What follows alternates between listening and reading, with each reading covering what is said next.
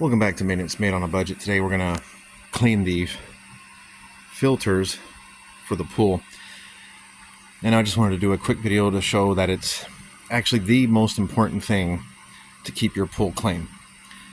Obviously you have to do your weekly testing depending on where you live. You can take your water and go to a local store and have them test it for you. For example, out in the West Coast we have Leslie Pool Supplies is one of them that could test your water. But if you're trying to cut back and do things yourself, and maybe you got a pool cleaning company that just doesn't really seem to do much, one of the key things is keeping those filters clean. We are getting into the winter or the end of summer, and out in the West Coast we've had a lot of fires, ash, so it's imperative that I get these filters cleaned. I typically do it twice a year, once before summer, once before or after winter. So I'm going to show you how easy it is. Now this is a pentair system, salt pool, but essentially you've got the water that comes through that pump. It goes through the strainer, which we'll be cleaning that too. Goes through your filter chamber, and then through your heater, and then out through whichever way you're going to go. So the first thing we'll want to do is open up the power box, and we'll shut off the pump. And then I also need to shut the breakers because it's on a timer and we don't want this thing kicking back on. I just shut them all off, but really this main circuit breaker's the one you need to shut off. And once I know that's secured, first thing I'm going to do is relieve the pressure. For tools, you'll need a decent pipe wrench. That's going to be for a bottom plug that I like to pull out at the bottom to drain. You can use a crescent wrench for this, or get a socket that fits it. And then I've got a hammer to tap loose the strainer. So typically what I'll do first is I'll relieve the pressure. And if you've got something similar like this, we'll just kind of open it, let that bleed off.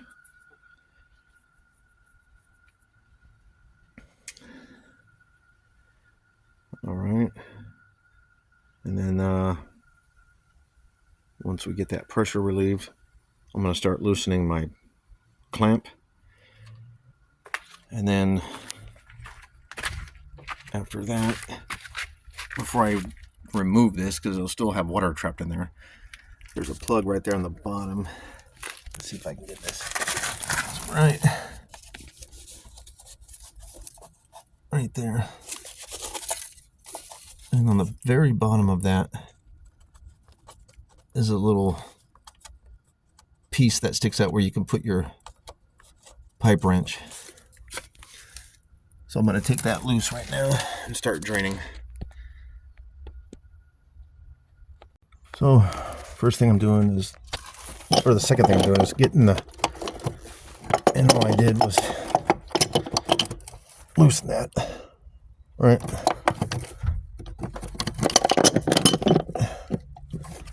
And then you can grab it with your hand and just be careful because you're going to get a lot of water coming out.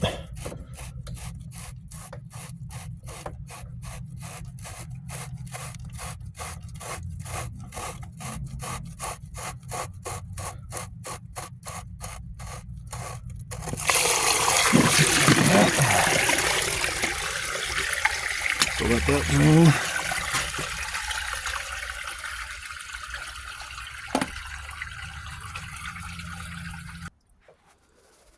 So you can see, here's the bottom of the cap, just packed with dirt. Just really bad. Look at all that. It's the bottom sediment drain plug. And you can see, I just grab it from here. But oh yeah, that's all the ash from the fires, dirt and debris. So yeah, this definitely needs to be cleaned.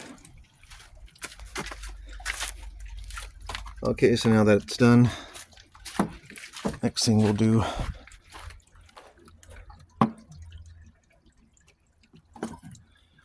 is come on here and I'll start working my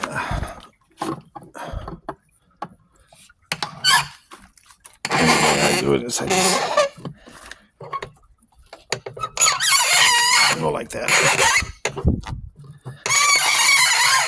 And I'll keep going until I get that done. Okay, so I got the ring off, and now you just grab it, and we'll make sure we have something to set it down on. You're also going to need some kind of silicone grease, clean up the O-ring and put new grease when you put it back. And then here's your filters. And I gotta say, they're really not that bad. I've seen them worse, actually. You can see there's some, so, and then on this side you can kind of see in here, well, it might be hard to see on the phone, but I'm surprised it's not as bad as I thought it would be. Before, I've seen hair, because there's dogs here, so now I would see all hair form up and make a triangle. But we went through all this work to clean it, so we're going to clean it. So the next step is you'll pull the top bracket, just comes off. I'm going to put this over here. And you can see there's definitely some gunk up in there, so we're going to pull that off too. And then you just do one at a time. Just set them over there. And you can see there. Yeah, there it is. So yeah, that's all ash, dog hair, pet hair, and then just general dirt. And so you can see how important it is to keep these clean, because no matter how many chemicals you put in your pool each week, ain't gonna help when you got all this packing up in your filters. So then the next step is laying it against the side. And what I like to do is get a hose and just spray with my water on a downward, starting from the top, working my way down, not directly at it, but kind of going down. And I've been cleaning the filters like this for 4 to 5 years now. Does not damage as long as you're careful with it. You know, as long as you're careful. Like I said, I've been doing this for 3-4 years, and it keeps them fine. Twice a year. All right, so I'm going to go ahead and clean up the rest, and I'll show you the next step. All right, I wanted to show you what the inside looks like. You can see how bad it is right down in there. And then this guy just comes out. So take that off. And then what I'll do is I'll pop that off, flush the hose water through the center. Clean. This is a strainer. And we'll clean that all up.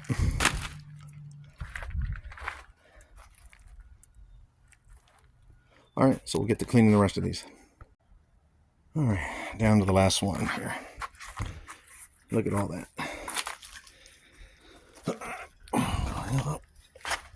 Just kind of show how to do it. Kind of just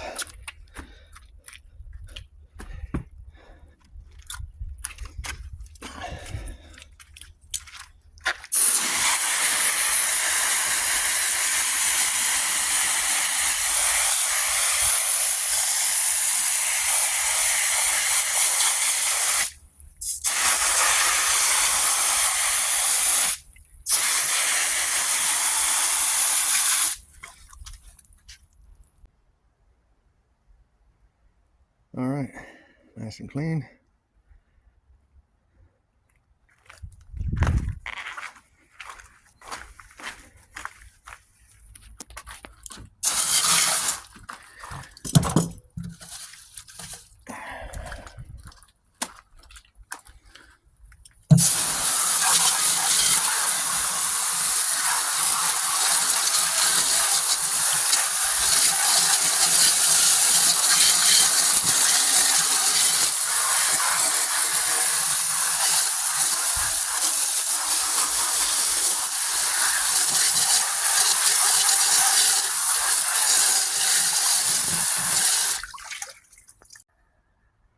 All right.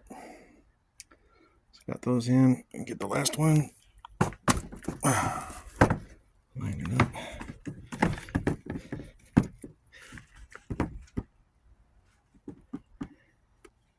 We clean that out.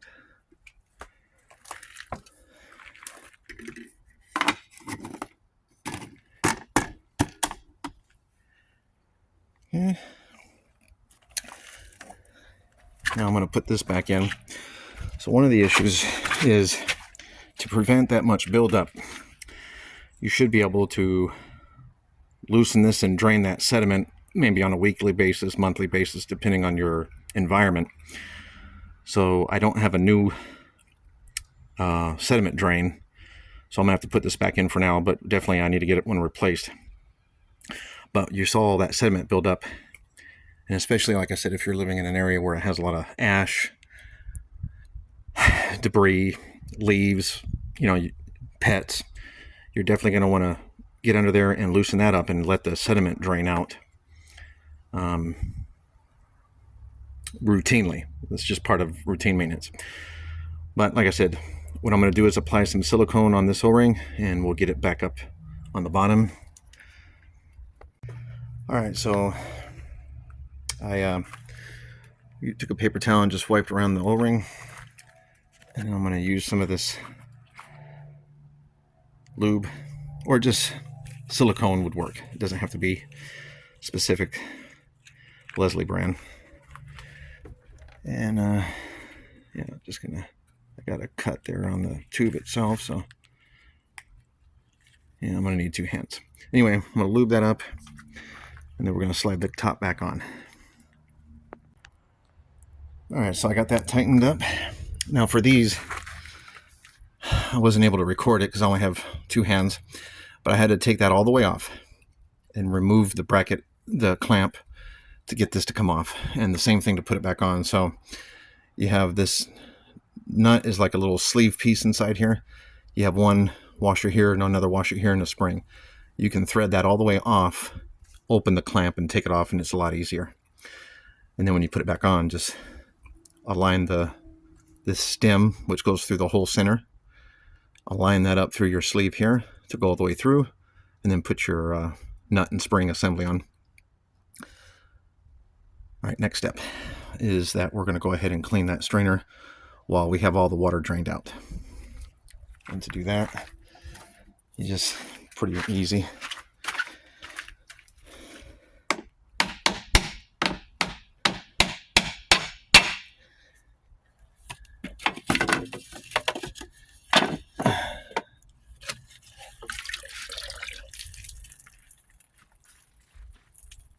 If you could see that.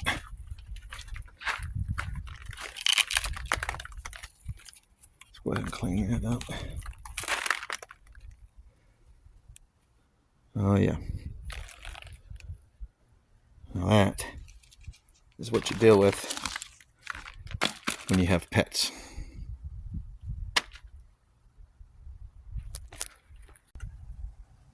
All right, so cleaned it up and just put it back in.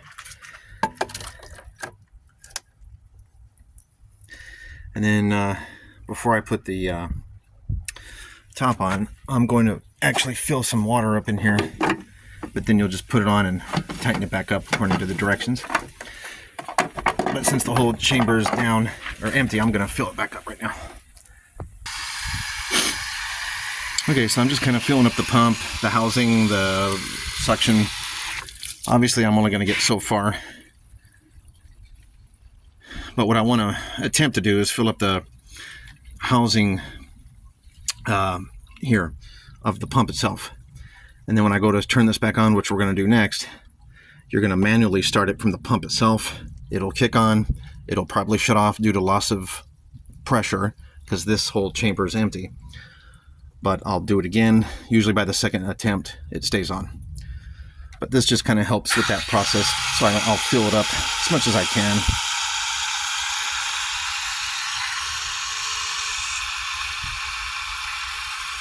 Till you see it overflowing like that, then I'll stop. All right, now I'll put the lid back on.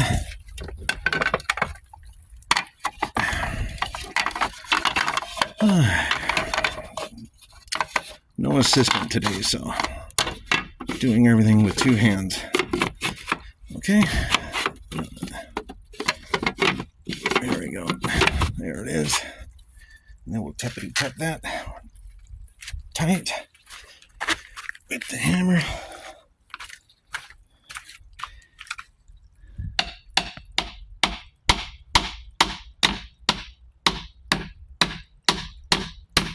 I've been known to be excessive at times. Okay. All right, so we'll go ahead and everything's tight. That's tight.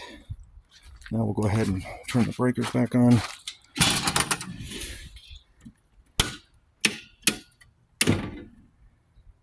And we could try from here. Start the pump.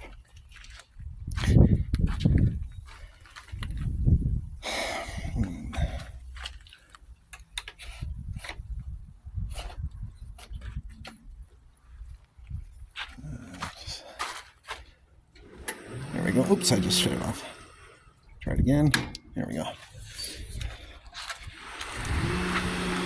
right. Once you see, you want to verify your gauge, which this one is super sun faded. But we see that there's no pressure building up, so it's probably going to shut itself off.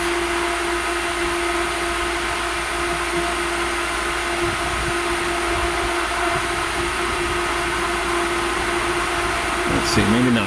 Let's see. It's on the high cycle first when you first start it. Another good indicator is you can kind of see here your water flowing. Oh, we got a good flow. So that's a good sign. All right. Yeah. I can hear it coming through the heater. Oh, there we go. Now you can see the gauge bounced up. Perfect. No leaks. Now it's cycled to its regular setting, and we'll just let it kind of flow through and feel all the, get all the air bubbles out.